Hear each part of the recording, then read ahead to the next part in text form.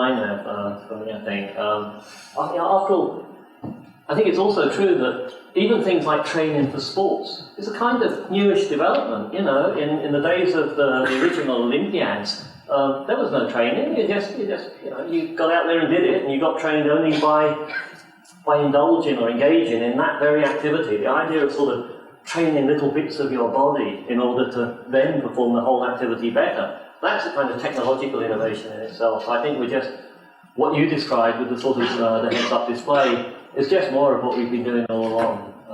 And it will change things just because it's coming on a wave of technology, whereas before a lot of it was coming on a wave of just imagination, or something that was more easily shared, going back to the other questions. So I think these two questions sit together quite interesting.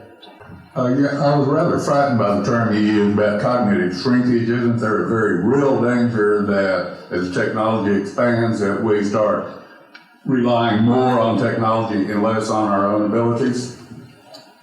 I think there's bound to be, as it were, a change in the balance of what we rely on the biological bit of the system to do and what we rely on the non-biological bits to do. I don't think, of course, coming from where I'm coming from here, that means cognitive shrinkage. I think it's just a different distribution of cognitive largesse, if you like.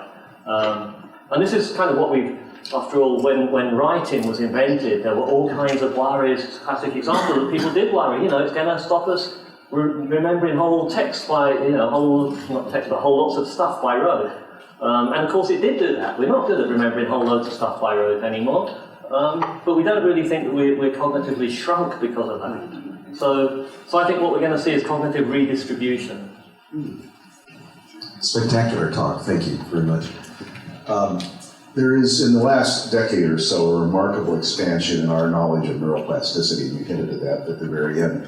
One of the things that seems to be part of the acceleration of that knowledge is that we have barely embarked on the journey of how to enhance neuroplasticity.